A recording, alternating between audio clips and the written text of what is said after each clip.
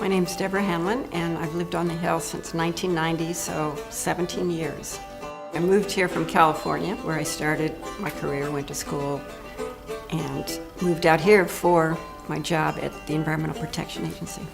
What brings me the most joy is helping people. I have a lot of health, a lot of energy and interest. So I think anything that I can do to provide somebody some kind of assistance really gives me a lot of immediate satisfaction. I can see them smile, or you can tell they're very appreciative of what we do for them. And I've always thought that this kind of an organization is really the answer to aging in place and pulling communities together.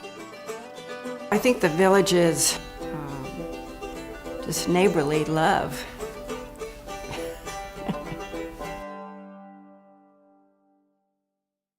Please. Hi, well, I'm Judy Canning, and I first came to the Hill in 1966. How about you? Actually, a little earlier. Okay. I'm Mike Canning, by the way. She's the better half. For people of a certain age like us, who've been here a long time, and even some who haven't, there was a factor earlier, probably mainly in the 60s, of people who came here like us, who had a sense of service, I would say, basically saw themselves not as big money makers or hotshots or political animals, but as people who wanted to contribute. Long term, they're active in community affairs. If you have children, it starts with school, church, but then we have such wonderful community organizations, and for us, the first would have been the Capitol Hill Arts Workshop, where our daughters took classes. When we started the village, we just thought it would be a fairly small, hopefully 200, max 300 people. And here it's grown to become a much bigger organization doing far more activities than we ever dreamed. Members are very involved in running, managing, and participating in the activities. An earlier generation has a sense of self-starting too. They don't need anybody to guide them. It's wonderful to see. Yeah, wonderful.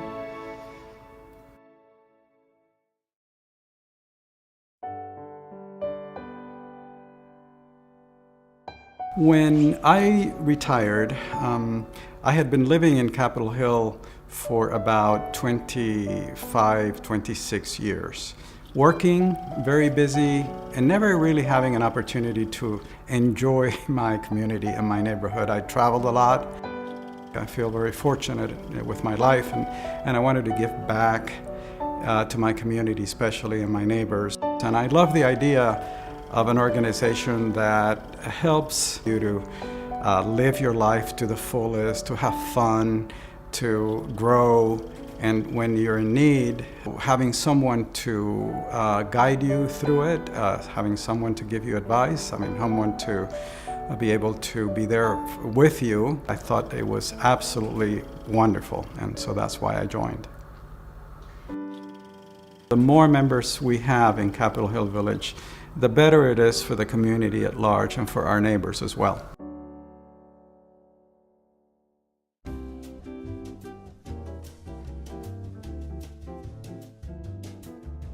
As my husband and I got to be empty nesters and we didn't have our children at home to connect us with other families, I began to feel that families that we'd known, people we'd known, were kind of drifting out of my orbit.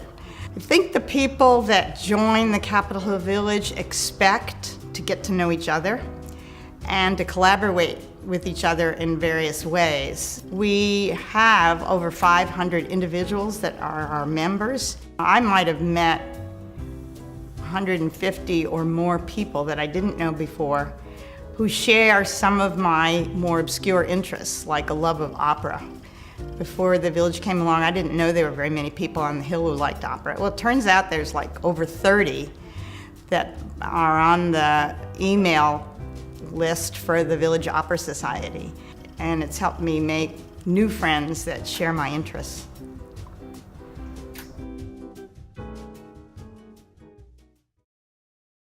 When we first started with the village, one of the things that we learned is that what happens as you grow older is you become more isolated in the community because it's difficult to get around and to get out and about. And so we started creating what we call affinity groups, and those are book groups of people that get together and talk about the opera. Just a travel group. A travel group. There's just a variety, whatever your interest is. There's a group that gets together and knits. So there's all these opportunities to meet people and to get together with people. You don't have to feel as if you're isolated. We get so much from the village. Socially, we've made so many friends here, and we've been so accepted into the community of Capitol Hill and the village community that to me it's natural to want to give back. Giving back is just part of the concept. It's part of being a neighbor. It's what you are as a neighbor. There's certainly communities in the world where you are physically a part of the community, but you are not emotionally invested in it.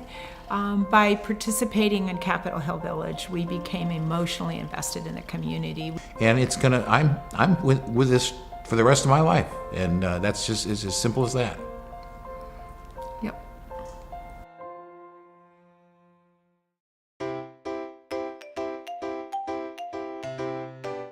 In the village, I do some volunteer activities, but my main activity is being editor of the monthly newsletter.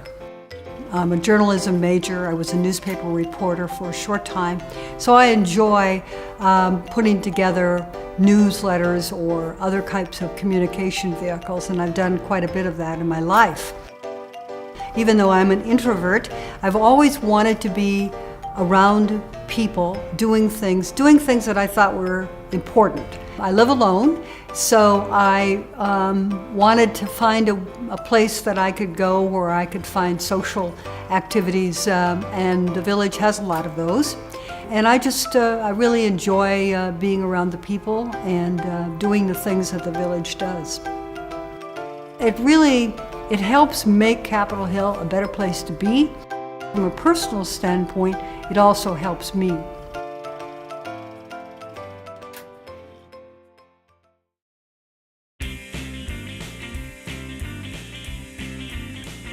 My name is Norman Metzger, and I've been on Capitol Hill since 1968.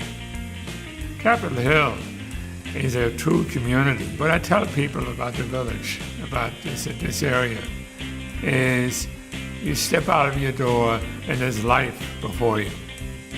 I love the life here, and I wanted to be able to age but still retain much of my life.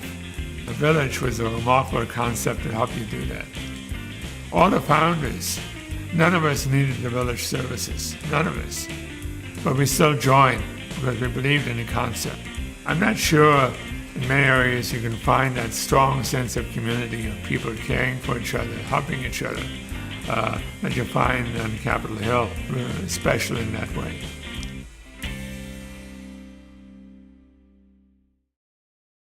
I was kind of at a point where my son was in college, so it was kind of the empty nest period of time. I had retired from my job some years before that. I kind of wanted to broaden my social network. One of the ways I felt like I could use, get a handle on improving my social network was to volunteer in some capacity with the village, and I felt like working in the office was kind of my style because I was kind of a behind-the-scenes person. And then I've become kind of more involved in doing what you call copy editing for the weekly email, and people do rely on it to, know about what's going on in the village and outside the village and scheduling their lives and that kind of thing. So I kind of feel like it keeps me on my toes to do a good job.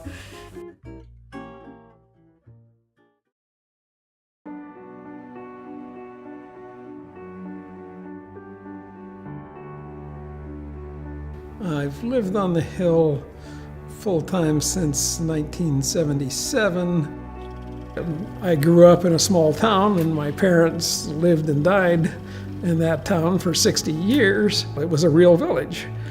And the neighbors helped each other out and all that kind of stuff. And the village is just a more organized extension of that kind of idea.